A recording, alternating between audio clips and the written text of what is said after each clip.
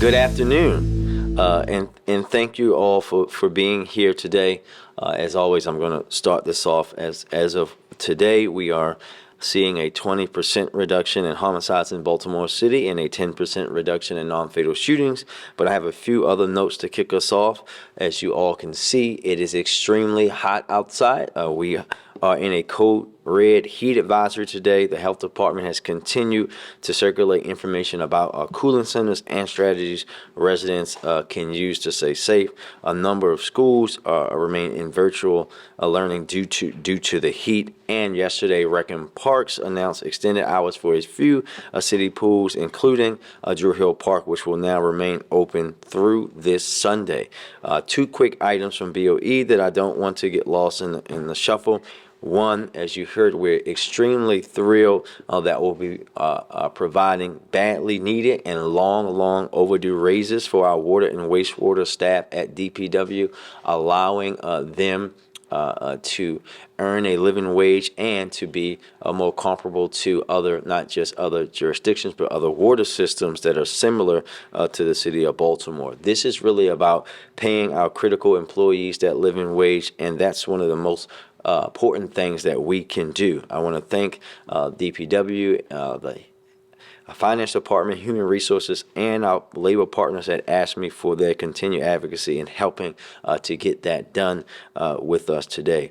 We also, as you heard, secured the ability to begin advertising our broadband and digital equity affordable connectivity program to provide free or low-cost internet to eligible households. We know that access to high-speed home internet will allow Baltimore residents to send their children to school, access health care, job training, critical government services, and much more that you need to, as I said at the Board of Estimates meeting, not just survive but thrive in today's society. These programs will help us start to continue to close that digital divide, but in order to do that, we also have to get the word out. We want to see these digital equity programs available, and today's decision at BOE will help us do just that. And with that, I want to uplift an important announcement in addition to those from BOE, an announcement that will help transform the housing landscape in our community and really genuinely change lives. We know the number one thing that reduces homelessness is more housing. Today, along with the Mayor's Office of Homeless Services, the Baltimore City Department of Housing and Community Development, and the Mayor's Office of Recovery Programs, I want to acknowledge both our directors who are here with us today. We are announcing a housing accelerating fund to support the building of more affordable housing, particularly permanent supportive housing in Baltimore. Through this Housing Accelerator Fund, we are making available a total of $30 million, $15.2 million from the city's ARPA, State and Local Recovery Fund, and $14.7 million from the Home Investment Partnerships Program American Rescue Plan Act funds. Funding will provide awards for the construction of this housing up to $250,000 per unit of permanent supportive housing and up to $100,000 for traditional affordable housing. Today, DHCD will be releasing the notice of funding availability and will be hosting an information session to discuss components of that next week on September the 14th. Ultimately, this will be a significant step forward in assisting individuals and families who are experiencing homelessness, formerly homeless, or who otherwise may struggle to maintain stable housing. My administration has made a commitment to tackling the housing crisis in our city, particularly supporting our most vulnerable populations, and a portion of this money is derived from the $75 million commitment to homeless services that we made public in February of 2022. So much has been made possible thanks to the incredible continued support of ARPA funding, so I'd be remiss if I didn't take a moment to thank those who ultimately made this possible just a few years ago, our incredible partners at the federal level, President Biden, Vice President Harris, and of course, the best federal delegation in the United States Congress, the Maryland delegation. The Housing Accelerator Fund has the potential to genuinely change lives by expanding affordable housing and making it just a little easier for working families who face housing challenges to get by. And that, I am happy to take your questions. I guess, Emily, we'll start with you since you sat through the marathon today. So did other Oh, yes, yep. 2 out of 3, Emily.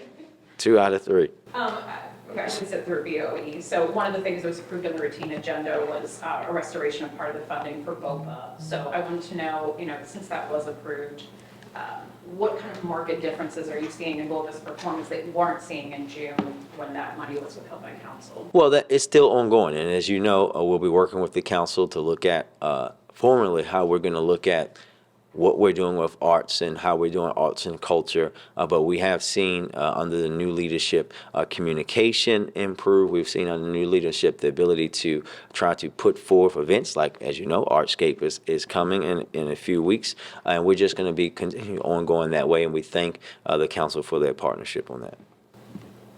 And you mentioned a housing program as well. So one of the things that has been long in the works is purchase of hotels for the homeless. Where does that stand? That was funded quite a while ago. Still ongoing. I will not say any more than that, as we are actively looking and don't want to impact that at all publicly. When we have a full announcement to make, we'll make it. You referenced in BOE it was just approved the early intervention system. Yep. You referenced that you were on the city council when that was approved. Can you just walk me through No. the history, and then what will this early intervention system do? How will it alert us to officers?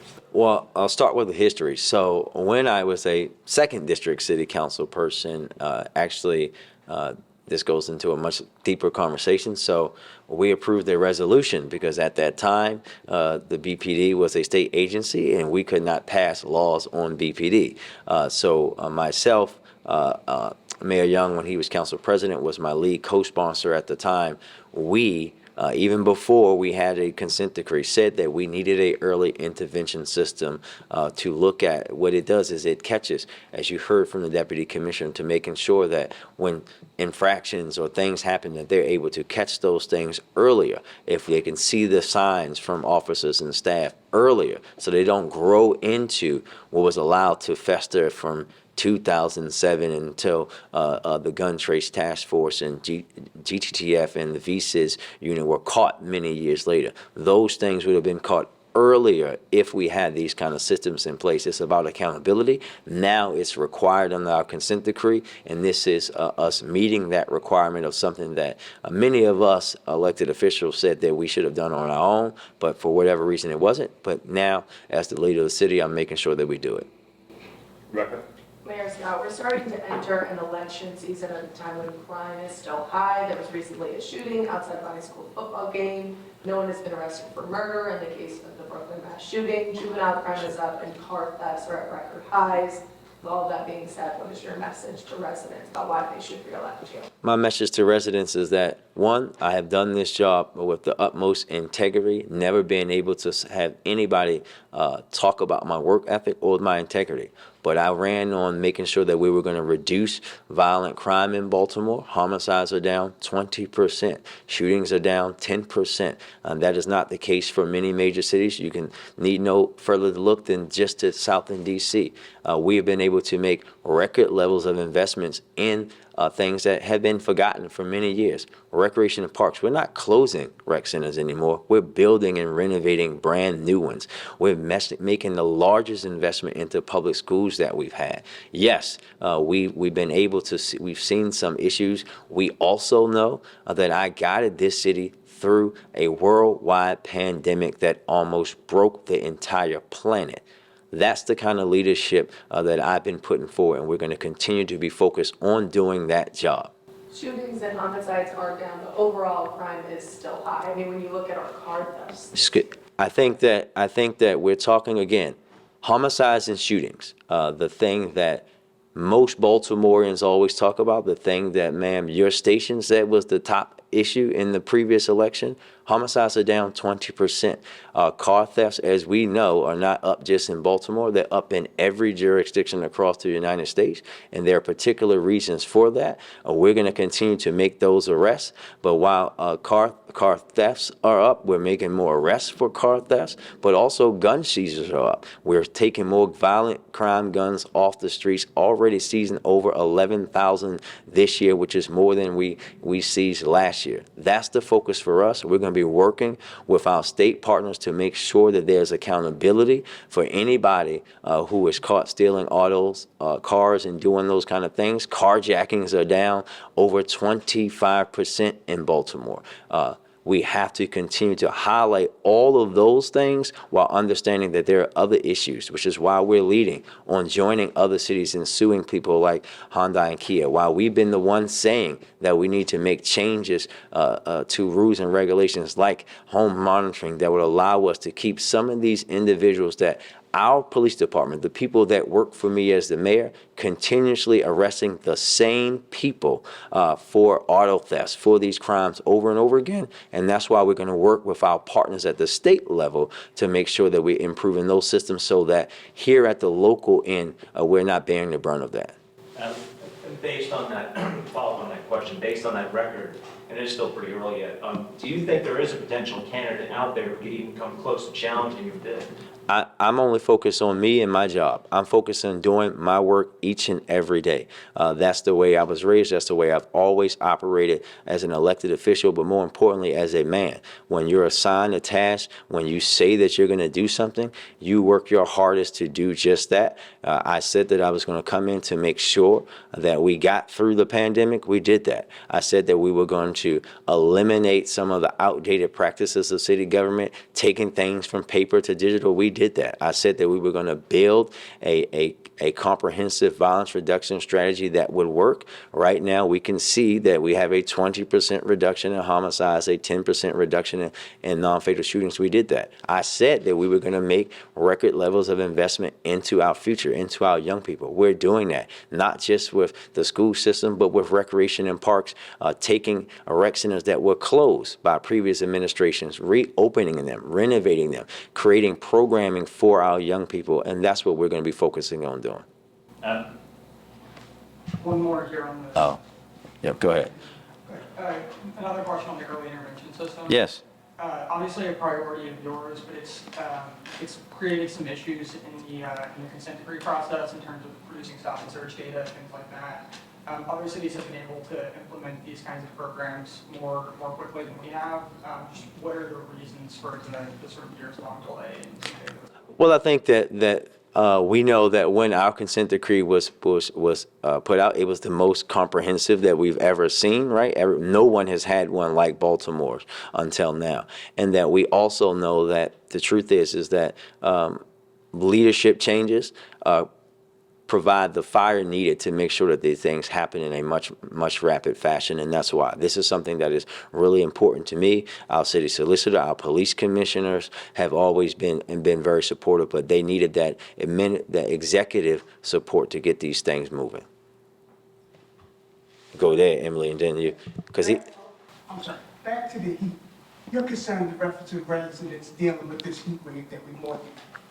Yes, listen, 100 degrees, if we hit 100 degrees today, it'll be the first time since 1983. That's 40 years ago, right? We know when people are out there, we know what can happen. We want people to utilize those cooling centers. We want people to, if you do not have to go out into the heat, don't. But make sure that you're checking on the vulnerable neighbors, your elders, especially if you have a neighbor that doesn't have air conditioning and you do, allow them to come and cool off at your house and just do things that can help people stay alive and stay healthy today. Emily?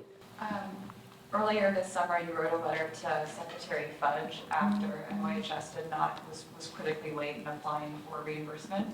I wonder if you could talk to me about how your administration is dealing with losing out on that money and whether Secretary Fudge answered and if you've Township Square? Yeah, Emily, this is a unfortunate miscommunication and several administrative hurdles that caused this. We're working both internally and externally to deal with the issue. We're also working very closely with HUD to address the issue, both with the program and to ensure that we maintain that strong relationship, which we have, so that future work is not interrupted. And as you saw in the letter we spent, I felt it was important for me to personally reach out as my capacity as mayor to Secretary Fudge, a former mayor who has a deep understanding of these, and will continue to reach out and work with them on those efforts. One follow-up on that. Yes. The single audit, or the report on the single audit today about issues with managing federal grants, obviously that's a dated audit, I think it's 2 fiscal years back. Yep. But when we see issues like what's come up with HUD and that $10 million, how do you sort of reconcile the arguments that the city government has made all of these improvements, workdays being implemented, things like that, in response to those sort of dated audits when we're still seeing these issues today?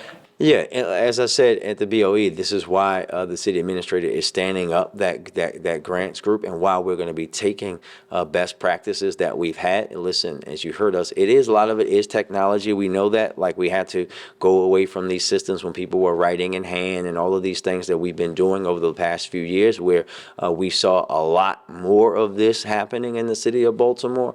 But we know that there's much more work to be done, and which is why we're going to be taking a lot of the policies and practices that we have and we put in through the recovery office, right, where we've seen the city continuously be acknowledged for handling that money in a much better way. And we're going to be putting those kind of things in place for all the other agencies, and looking at everything, even reorganizing how grants are managed across enterprise-wide. The Housing Accelerated Fund, when will that $30 million start to go out the door? Where will the construction be? Any other details like that? I'll let Director Kennedy walk you through that. Hi, good afternoon, everyone. Alice Kennedy, Housing Commissioner. So the NOFA, the Notice of Funding Availability, is being released today, and that's going to be open to developers that are developing affordable housing across the city. So there is going to be a significant application process in terms of the application. So by the time we do the next week, September 14th, is our kind of the pre-application conference, so that we can have developers come and find out more about the program, kind of the specifics of the application, put those applications in for review, and then we look to have funding. Most likely we'll start rolling in early next spring, by the time we kind of get applications in and see where the projects are. We know that there are a lot of projects out there that are going to be able to take advantage of this funding opportunity. Some of those projects are at varying stages of their own. Some are in the pre-development stage, some are getting ready just to kind of go into closing, and this funding will actually end up motivating them to create permanent supportive housing units, and we want to be able to meet them where they are in terms of every range of where they are in their timelines for the projects. Anybody else? And tomorrow you're going to be holding a meeting, I believe, on Brooklyn Homes after the mass shooting. What is your expectation heading into that meeting in terms of talking to the residents there since this has happened? Well, listen, I've been in Brooklyn pretty much at least every week since the shooting. I was there twice last week, first day of school, and then last Thursday again. And this is about allowing those residents to tell us what they think about those the after action report, and what they see and what they want what they're going to give to us as far as how we can improve. Right? We've been communicating and talking with those residents consistently, but my expectation is to sit there and hear what the residents of Brooklyn have to say and work with them to improve on it. That's it. Emily? Yes, does your office have data on how many kids access the curfew centers over the summer, and do you see a need? Is there any possibility of that program being extended into the school year? Yeah, we'll be putting out the information about all the interactions over the summertime. We typically don't have the centers operating during the school year because we want to be able to be focused on having our young people in school, but we'll be sharing that information as we get through the next coming weeks. All right, go Emily, last question. Or you spoke about reform efforts there. Earlier. Yes. One of the things that we heard at BOE today was a hasty procurement of some flu shots that are supposed to be getting out starting next week, which sounded like they've been tied up since June with procurement. So I know you've been talking for a long time about procurement reform, but where are we? And when you see health issues like that, when is enough enough? So there's a bunch. So we haven't done a lot of work, and we'll be actually being able to talk about some of the procurement reforms very soon, Emily, because we did a long deep dive, had a contract go out to look at the city's very outdated and let's just say not 21st century friendly procurement practices. When you see we have a new procurement director, and he's going to be ensuring that even before we go through the fullness of the procurement reform, which will in some cases will require some law and probably charter change, that we'll be able to make sure that things like that don't happen, right? That these things that are submitted and sent in, that they actually make it in much due time, so it don't have to become an emergency procurement. So it's a big frustration for me. We have to, as I said at the BOE, in all cases follow the charter, but we know that there are some improvements that we have made and continue to make. And when we are able to talk about what our studies and things say about the system writ large, I can't wait for us to be able to share that work publicly. Anybody in the back that didn't get a question? All right. Thank you, everybody.